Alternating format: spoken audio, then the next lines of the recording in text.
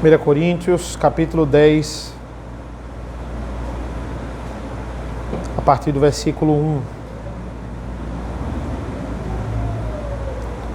Assim diz a palavra do Senhor. Ora, irmãos, não quero que vocês ignorem que os nossos pais estiveram todos sobre a nuvem, e todos passaram pelo mar, e todos em Moisés foram batizados, tanto na nuvem como no mar. Todos eles comeram do mesmo alimento espiritual, e beberam da mesma bebida espiritual, porque bebiam de uma pedra espiritual que os seguia, e a pedra era Cristo. Mas Deus não se agradou da maioria deles, razão pela qual ficaram prostrados no deserto. Oremos. Senhor nosso Deus, nosso Pai, mais uma vez nos ilumina, nos capacita a cada um nesse momento, para que as suas verdades entrem na nossa mente, no nosso coração. Possamos aplicar essas verdades, encontrar um sentido para a nossa vida atual.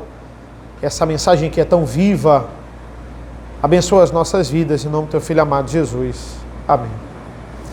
Irmãos, eu já falei isso em alguns estudos aqui, como é difícil a gente acabar algo que a gente começa. Às vezes é muito difícil começar, mas é mais difícil terminar do que começar. Seja um curso que você faz, seja um plano que você tem. Quantas coisas a gente tem uma ideia, mas ela só fica na casa das ideias, né? A gente tem uma ideia muito boa, talvez para o nosso negócio, ou uma viagem, ou alguma coisa que a gente venha fazer, mas aquilo ali não se concretiza porque simplesmente ou a gente não tem dinheiro, ou a gente não tem tempo, ou aquilo ali não tem nada a ver com o que Deus quer para a minha vida, e eu tenho a ideia, mas ela só fica ali na minha cabeça. E às vezes eu começo algo, mas por muitas questões eu não consigo terminar.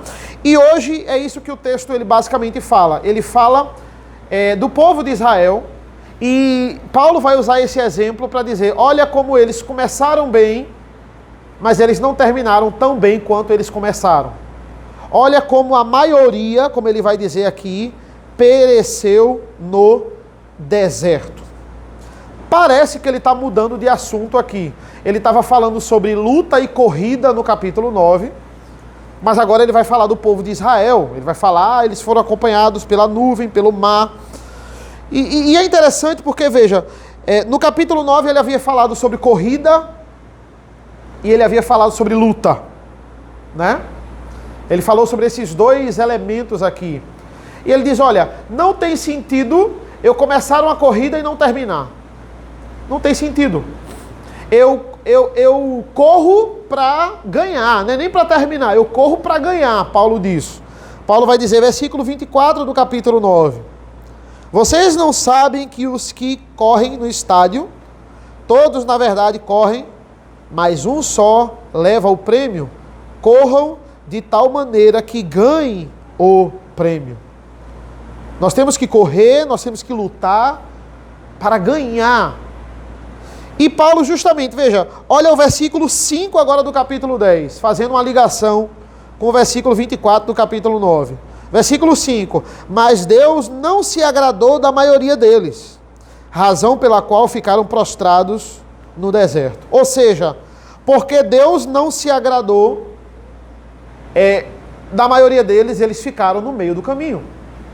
Eles não completaram a corrida que Paulo está querendo tanto completar. Ou seja, a maioria não cruzou a linha de chegada.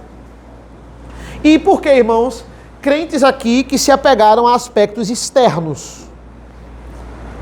É o crente que ele é batizado, é o crente que devolve o dízimo, é o crente que frequenta as programações e diz assim, frequenta o culto, vem para todos os cultos e diz assim, olha, isso basta. Se eu já estou fazendo isso, então isso já é o suficiente. E entenda, essas práticas não são erradas, elas são práticas maravilhosas e é dever estarmos cumprindo isso. Mas isso é apenas externo. Se no nosso íntimo não estivermos unidos a Cristo, de nada vai adiantar. E Paulo passa a criticar. Ele vai dizer, olha, versículo 6, né? Ora, essas coisas se tornaram exemplos para nós, a fim de que não cobicemos as coisas mais como eles cobiçaram. Essas coisas que eles fizeram, o que foi que fez eles perecerem no deserto? Isso é o que a gente tem que tomar como exemplo negativo, para que a gente não cobice o que eles cobiçaram. É isso que Paulo está dizendo aqui.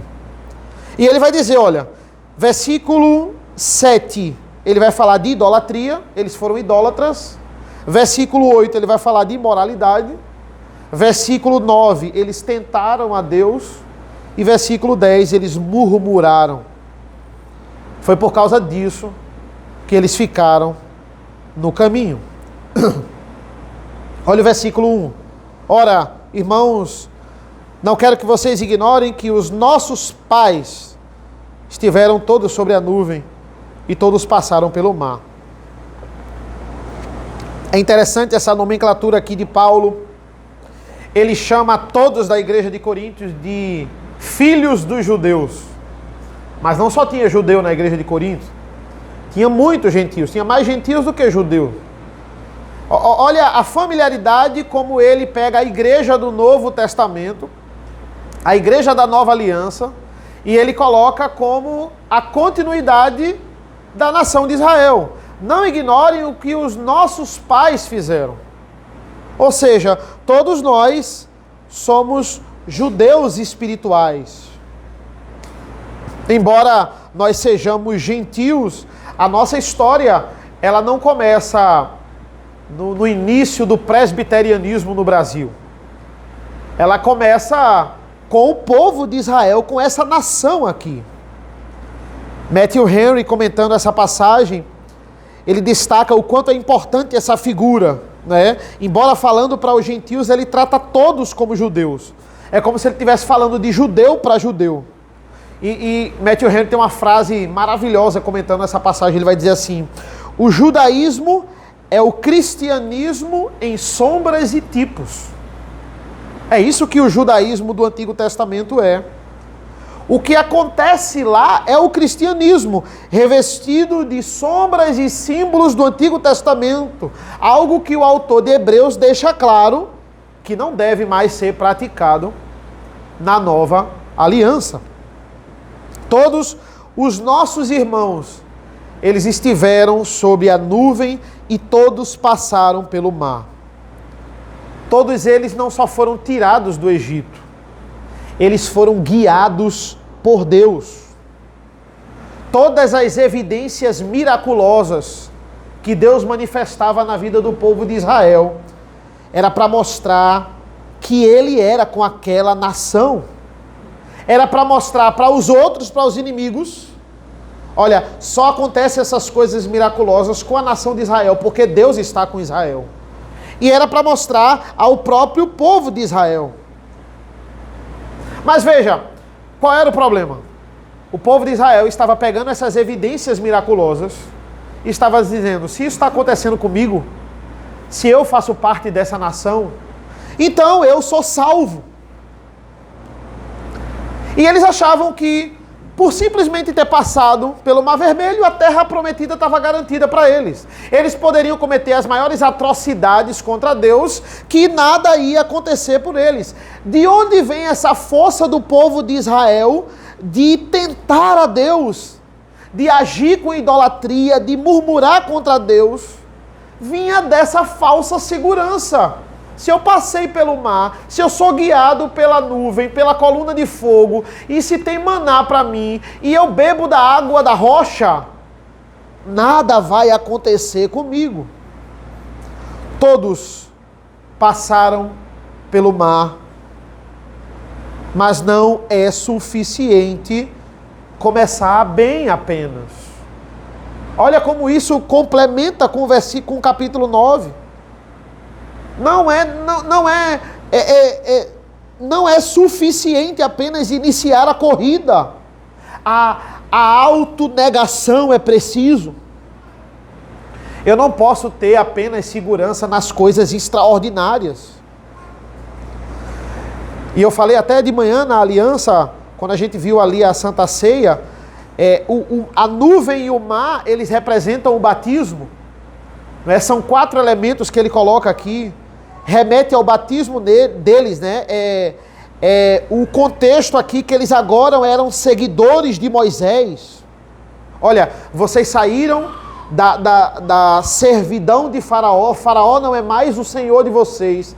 Agora o Faraó, o mestre de vocês é Moisés. E essa autoridade dada a Moisés foi dada pelo próprio Deus.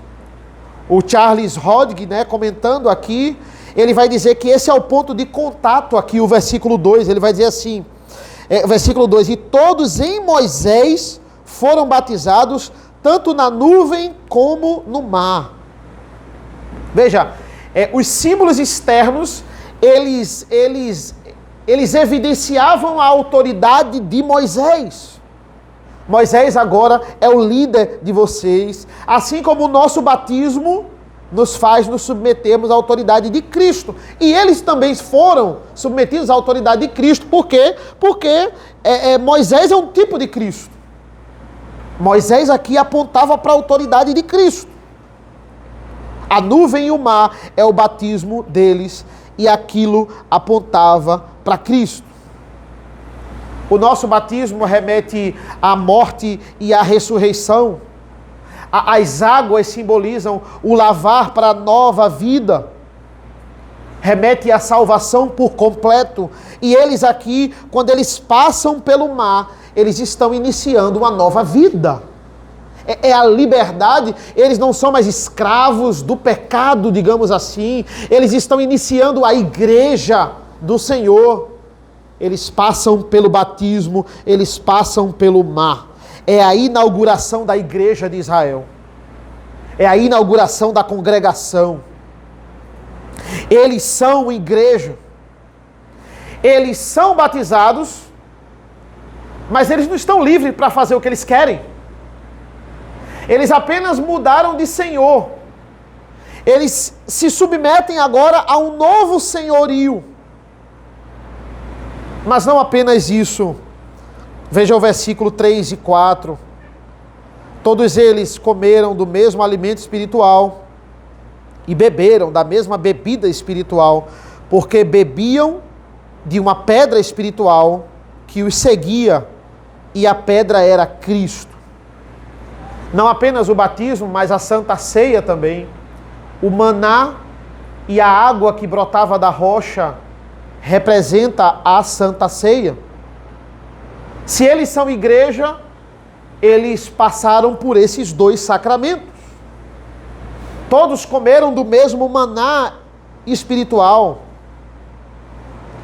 E entenda, o maná que descia do céu, miraculoso, e a água que brotava da rocha, elas não eram dadas dessa forma extraordinária e miraculosa sem razão. Por isso que Paulo ele remete aqui, está dizendo, olha, alimento e bebida espiritual. Ou seja, procede do Espírito. Isso foi dado pelo Espírito Santo.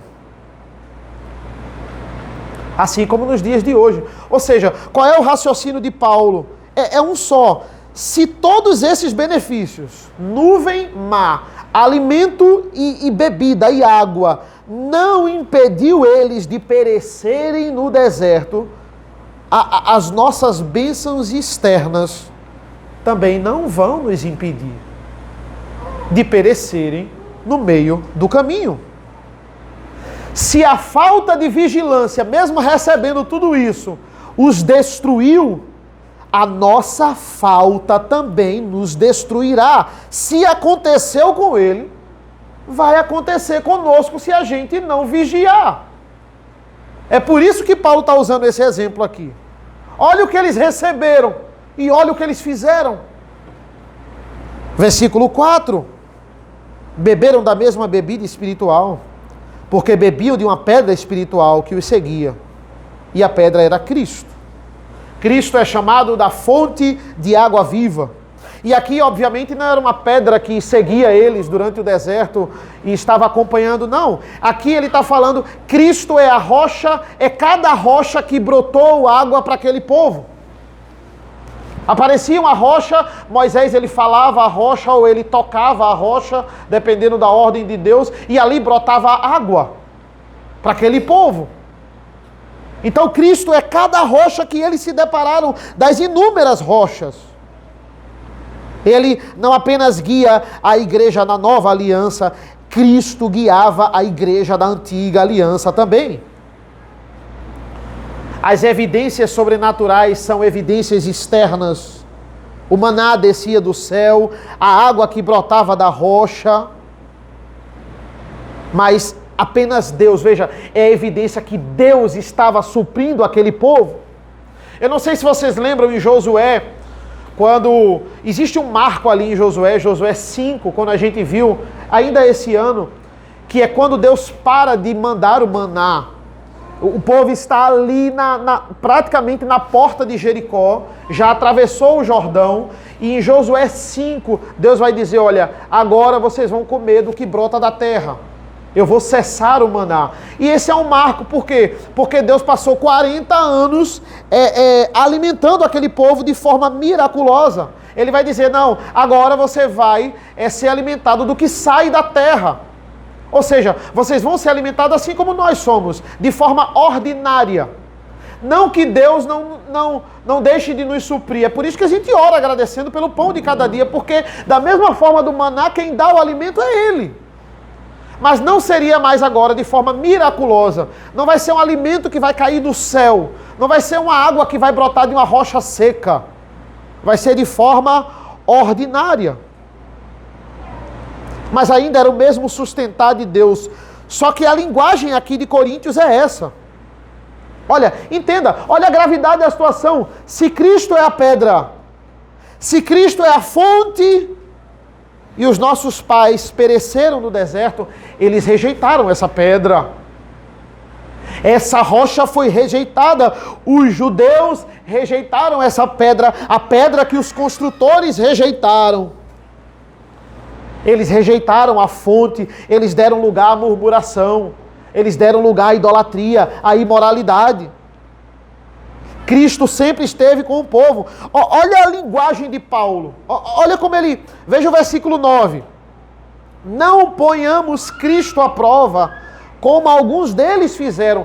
Eles não estavam ponhando ninguém, eles estavam ponhando Cristo à prova. Eles estavam pondo Cristo à prova desde o Antigo Testamento, desde o deserto. Essa é a linguagem de Paulo. Não vamos pôr Cristo à prova como eles fizeram no deserto e pereceram. Igual a nós, quando nós pecamos, nós estamos pondo Cristo à prova.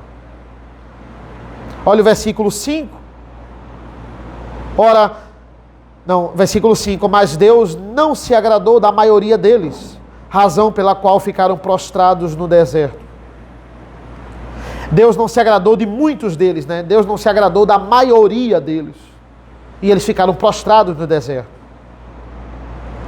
E um dos pontos, veja, que Paulo quer frisar muito aqui no capítulo 10, é importante a gente entender esse cerne aqui, é sobre idolatria. Paulo vai repetir muito sobre essa questão da idolatria.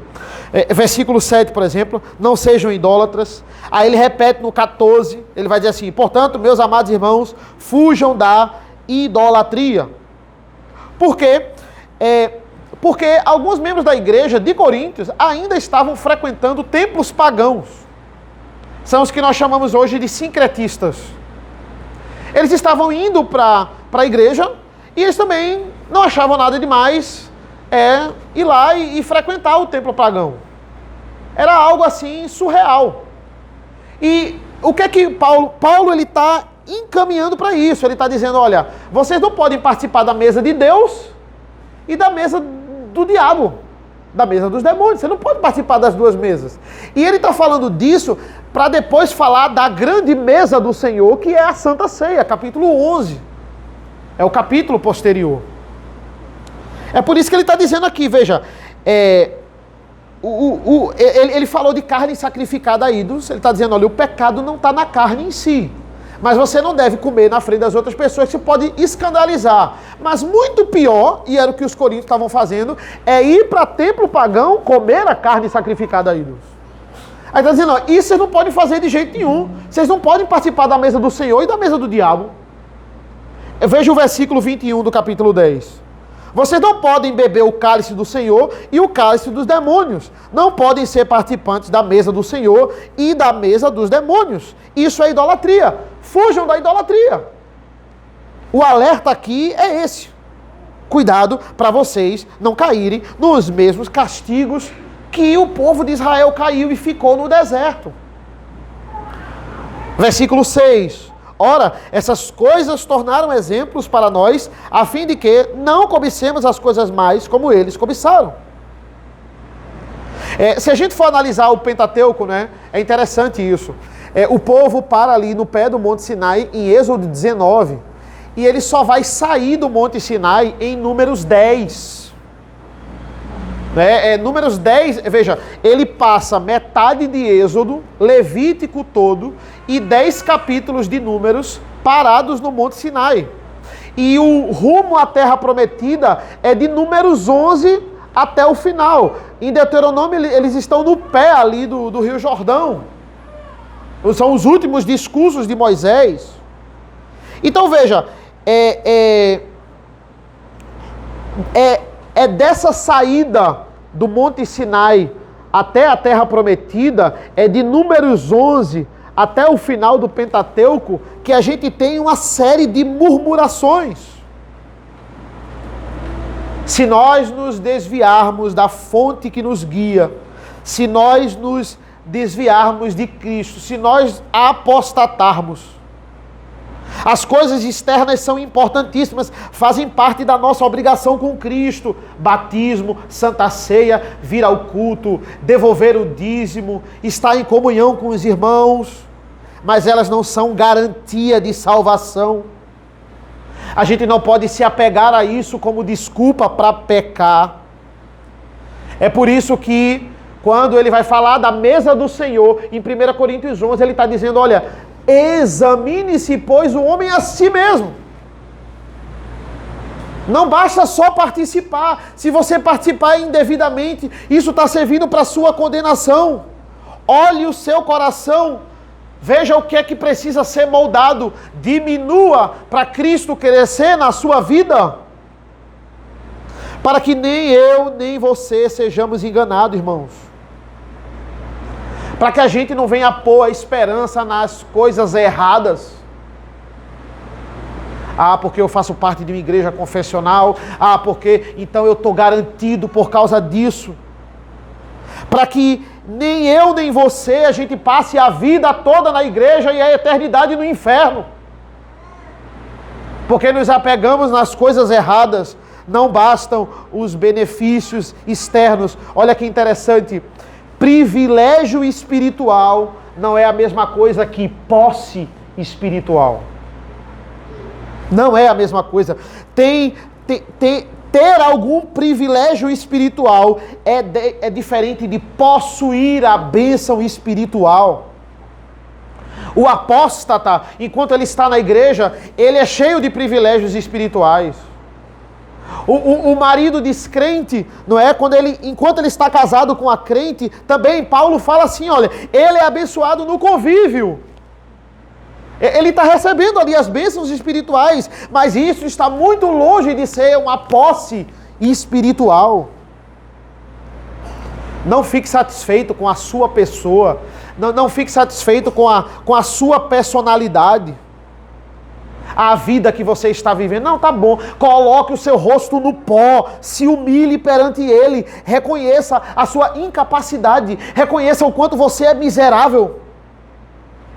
Nós que participamos já de tantas bênçãos espirituais, cuidado para não ser privado da bênção eterna.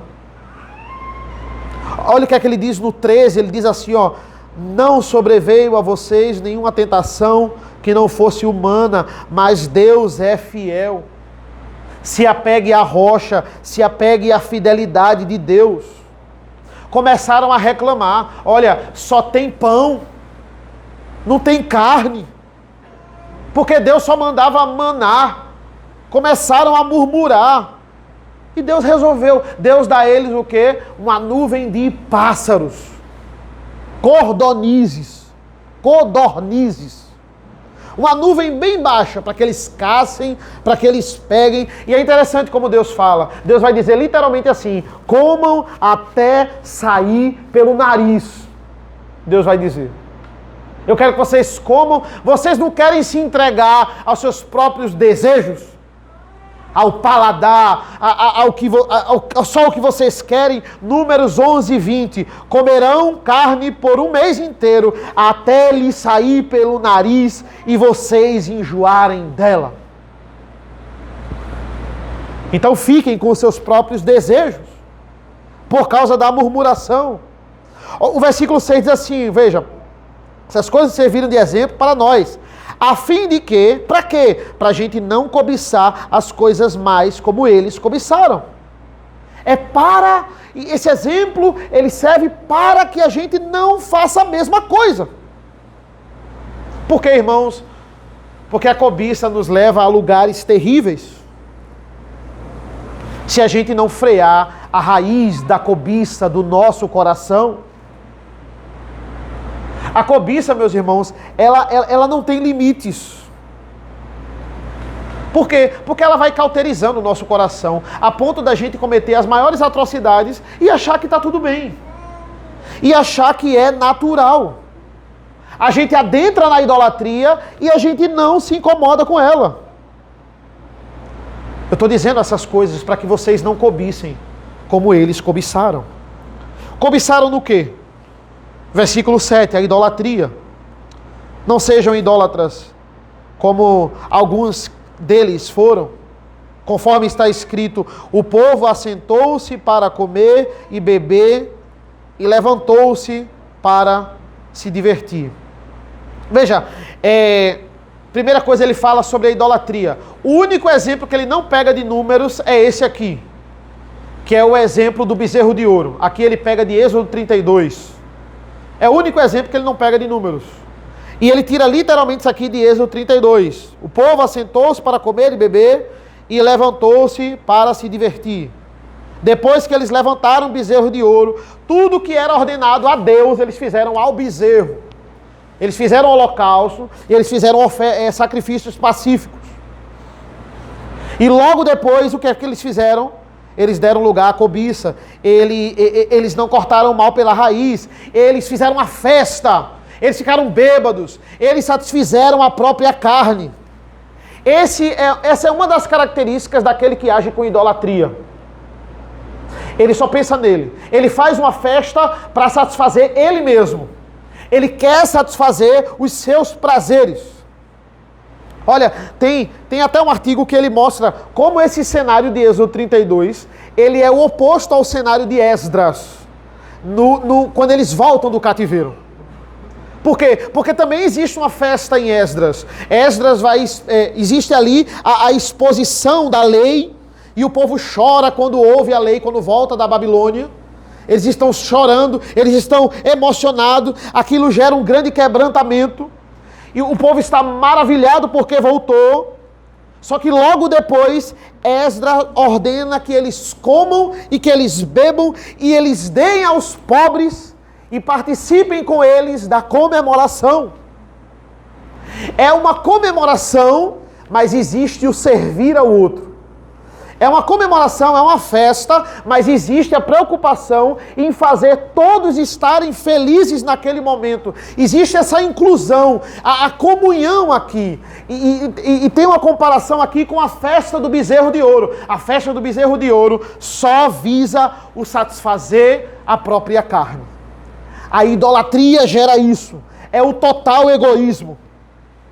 É a satisfação dos desejos carnais. Mas não só idolatria, imoralidade, versículo 8. E não pratiquemos imoralidade como alguns deles o fizeram e caíram mortos num só dia 23.000.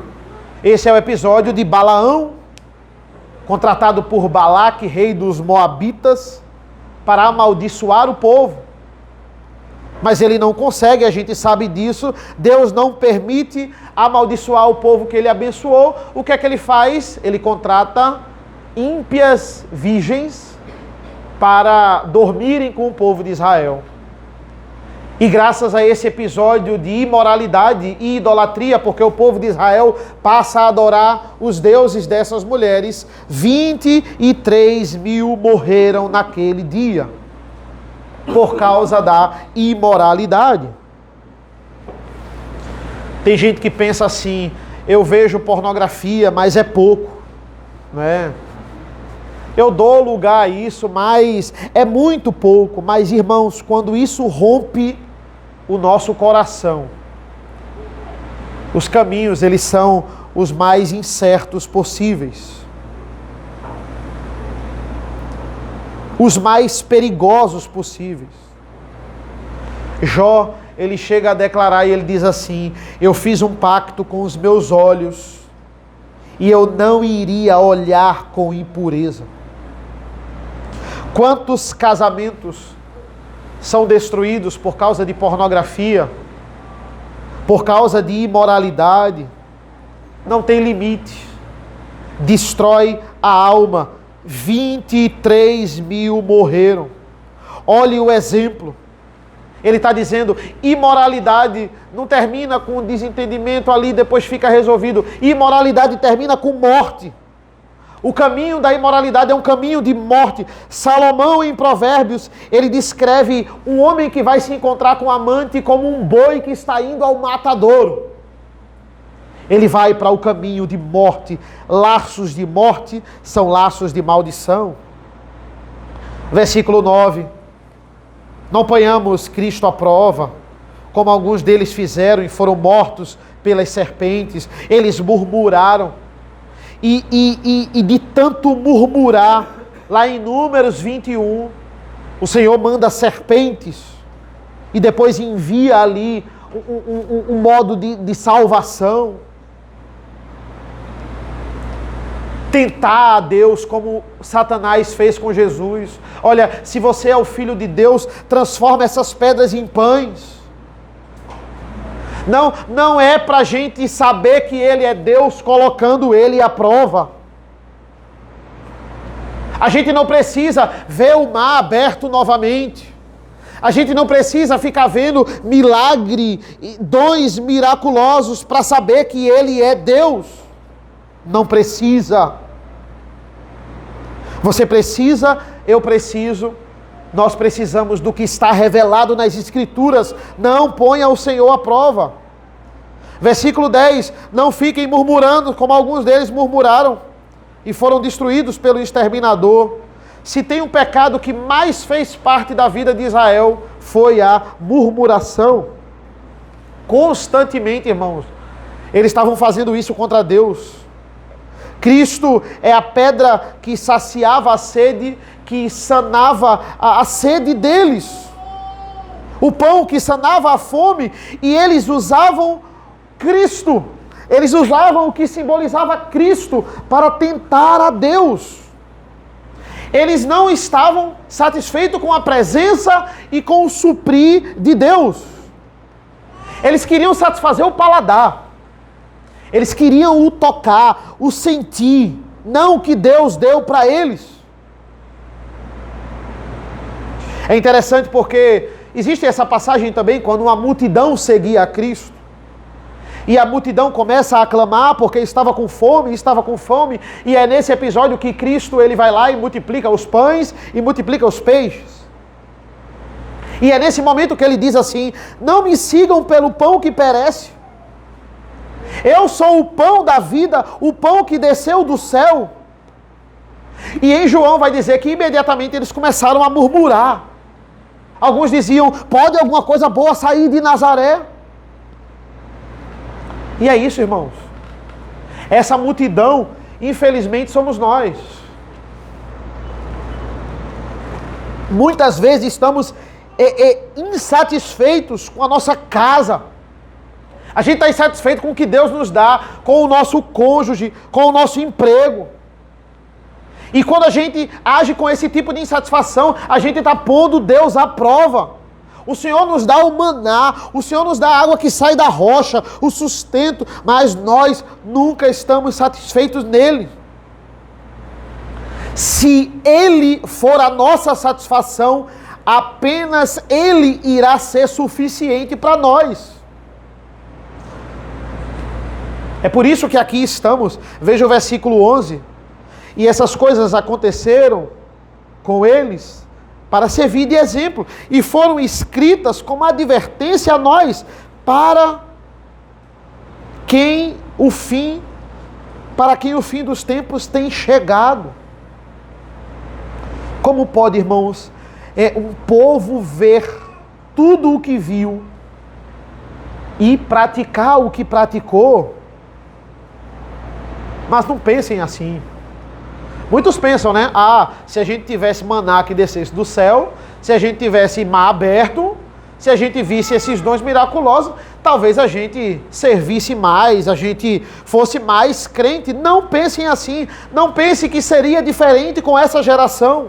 Por quê? Porque nós vivemos num estágio superior a Israel. Eles vivem num estágio da infantilidade, dos tipos e das sombras. Isso está muito claro para nós.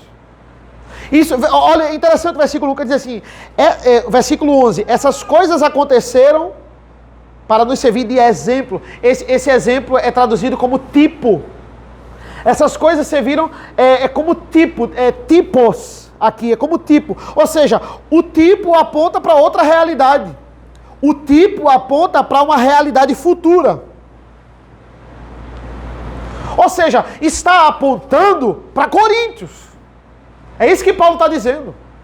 O que aconteceu com o povo de Israel é um tipo para o que está acontecendo aqui com vocês. Por quê? Porque essa igreja está sendo agraciada com manifestações de dons, mas existia um grande pecado que acompanhava eles, irmãos. Era o pecado da soberba.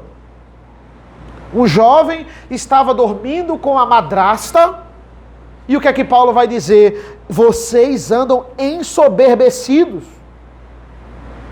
A gente vai ver depois, eles são soberbos porque falam em línguas, eles são soberbos porque profetizam.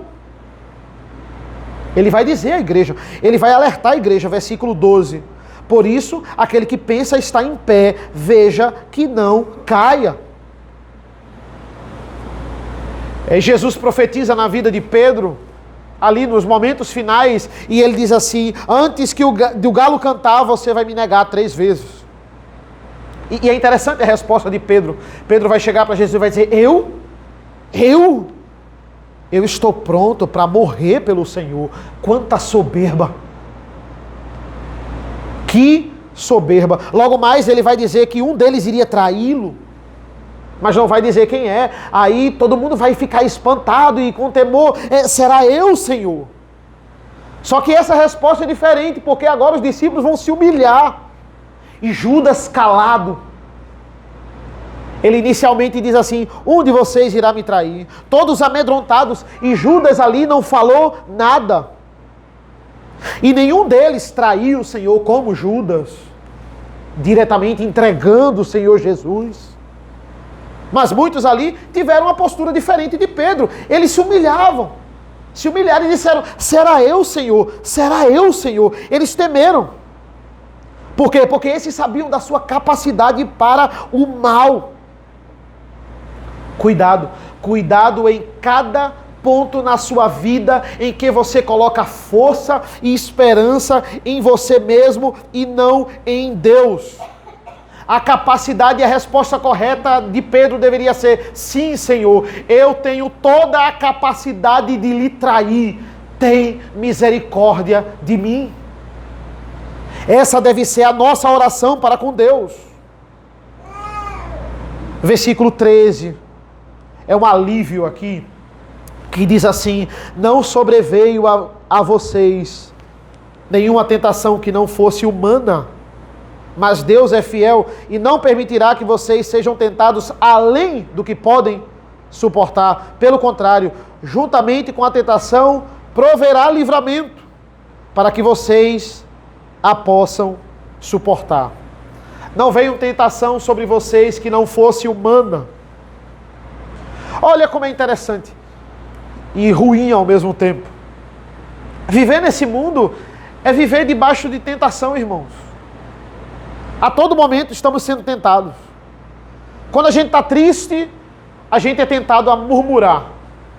Quando a gente é injustiçado, a gente é tentado a reclamar, a falar mal do outro, a desonrar o outro. Quando a gente está alegre, quando a gente está em festa, se a gente deixar o coração fluir, a gente é tentado a falar besteira na frente dos amigos, a falar o que não deve. A gente está num momento de descontração, de alegria, mas mesmo ali eu tenho que cuidar do meu coração, porque eu posso falar o que eu não devo, e eu posso ofender pessoas ali, eu posso pecar ali. Eu estou à vontade na minha roda de amigos, que a gente se sente tão à vontade, e aí a gente começa a falar o que não deve. Essa é a hora que vem a esposa, né? Que dá aquele beliscão, né? É importante, mas até isso é uma tentação. Você é tentado se você é pobre, você é tentado se você é rico, você é tentado dormindo, você é tentado acordado, você é tentado assistindo uma televisão, um programa de televisão, você é tentado acessando a internet, você é tentado vendo uma propaganda na rua. Você pode ser tentado todos os dias. No mundo teremos isso, mas foquem no texto. Olha o que é que o texto está dizendo. Todas essas tentações são humanas. Ainda não sobreveio a nós tentação que não fosse humana. Ou seja, é própria do homem. É vinda do próprio homem. É da nossa própria natureza. E ele nos dá a própria solução. Não veio tentação que não fosse humana, mas, olha a adversativa, mas Deus é fiel. A solução, mais uma vez, não está em mim, não está em você, não está na nossa capacidade. Eu não sou fiel, eu não sou forte, eu não sou capaz. Seria muito mais fácil aqui eu ser um coach cristão e dizer a você assim: busque a força que vem dentro de você, esmurre as coisas, vamos fazer uns exercícios aqui. Não, a força não vem de nós, Deus é que é fiel. Eu fico livre da tentação porque Deus é fiel. Olhe para a sua incapacidade. Mas também por outro lado, nós não devemos olhar para as nossas incapacidades e desanimarmos. Por quê? Porque tem coisa que Deus dá um e Deus não dá o outro. A nossa capacidade não fez a gente chegar onde a gente chegou. E todos nós, irmãos, todos nós, ninguém é super-herói. Todo mundo tem uma limitação em alguma coisa. Alguma coisa que talvez você seja muito bom, que eu não seja. E é assim que funciona. Deus, ele deu abundantemente uma coisa para outras pessoas e não deu para outra pessoa. Ele faz isso. E por que ele faz isso? Por que Deus deu tanto isso para outra pessoa e talvez ela nem valoriza isso e ele não deu para mim? Ou ainda não deu para mim? Eu queria agora, mas ele não quer me dar agora. Talvez eu não consiga aquilo da forma como eu quero. Talvez eu consiga aquilo de outra forma. Ou talvez agora eu nem devo focar nisso. Não olhe para as suas limitações, para aquilo que você não tem e você agora vai se culpar. Ou ache muitas vezes, irmãos, tem coisa que Deus nos dá e olha, não foi alguma coisa que você fez ou deixou de fazer. É porque simplesmente aquilo ali agora, ou aquilo não é para você e é para outra pessoa. E nós temos que esperar o tempo de Deus. A gente não pode olhar para o que a gente não tem e entrar em profunda tristeza. E é claro que tudo no contexto geral é por causa do pecado. Se a gente é doente, se tem problema com a natureza, se tem problema com tudo, se a gente tem problema, é por causa do pecado dos nossos pais. Tudo de ruim vem por meio do pecado Não há nada mais destrutivo do que o pecado. Mas existem coisas que vão além do nosso controle. Por que eu ganho tão pouco e fulano ganha tanto? Por que Deus fez isso comigo e fez isso com ele? Eu não tenho controle sobre isso. Por que Deus deu isso a ele e não me deu? Por que para eu conseguir as coisas eu tenho que ralar tanto e fulano que recebe tudo de mão beijada? Porque eu talvez não consiga ser tão carismático quanto fulano. Por que eu nasci assim, desse jeito? Olhe para a sua incapacidade. Olhe para aquilo que você não é capaz, porque nós não somos capazes sem Cristo. Olhe para a sua incapacidade e diga: Deus é fiel. Vamos parar de focar na nossa incapacidade e vamos começar a focar na fidelidade de Deus. Deus não nos tenta, mas Ele permite a tentação. Ele permite ela entrar nas nossas vidas. Ele dosa a tentação. Ele chega para Satanás com Jó e diz assim: olha, vai lá, mas você não vai tocar na vida dele. Ele vai dosar.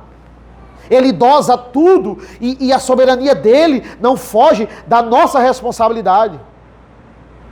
Essa é a advertência aqui, irmãos. Eles tinham nuvem, o mar aberto para eles se salvarem de Faraó. Eles tinham pão, água que sai da rocha. E eles deram espaço à cobiça. A cobiça acaba com tudo. A cobiça vai devastar Adão e Eva do Jardim do Éden. A cobiça vai entrar no deserto e vai fazer muitos perecerem, como Paulo diz aqui. A cobiça fez a idolatria entrar em Juízes. A cobiça fez Davi matar um homem para ficar com a esposa dele. A cobiça fez Salomão, depois dele, rachar o seu reinado. A cobiça fez o povo de Israel querer ter vários deuses, assim como os povos pagãos. Fez o povo perecer no cativeiro. Mais tarde, lá no contexto de Malaquias, os judeus deram seus filhos às mulheres pagãs. E Deus se calou por aproximadamente uns 400 anos. Até que finalmente Ele resolveu, irmãos, verbalizar novamente. Mas de forma diferente. De forma única. Porque lá em Mateus, Marcos, João e Lucas, o verbo, Ele se fez carne. O que devemos fazer é nos apegarmos à rocha. Somente Ele nos guardará. Somente a rocha irá nos proteger. Primeiro sinal de cobiça, irmãos, nas nossas vidas, nós devemos cortar. Nós não temos noção aonde a cobiça pode nos levar. Só na santificação nós vamos passar de idólatras para verdadeiros adoradores. Você vai deixar de ser o pai da imoralidade e agora você vai se tornar um homem de família. Você vai casar. Você vai ter esposa. Se cumprirmos e obedecermos a Deus, viveremos satisfeitos com o que temos. Porque o que temos não é a nossa satisfação. Cristo deve ser a nossa satisfação. Por isso, versículo 14. Portanto, meus amados, fujam da idolatria. Idolatria é servir. Idolatria é amar qualquer pessoa ou coisa acima de Deus. Idolatria começa na cobiça. Fujam da idolatria. Qual a solução para isso, irmãos? É Bíblia. Bíblia nunca pode ser deixado de ser lido na sua casa. A Bíblia nunca pode ser deixada de ser lida e ser o centro do nosso culto. Você pode ver, a maioria do tempo do nosso culto é para leitura e meditação da palavra. Nós cantamos a palavra, porque ela é o centro da nossa vida. Ela deve ser o centro da sua reunião de oração. Ela deve ser o centro das nossas programações. É só assim que nós vamos nos apartar da idolatria. O remédio para isso é Bíblia. E assim vamos estar livres. Amém, irmãos?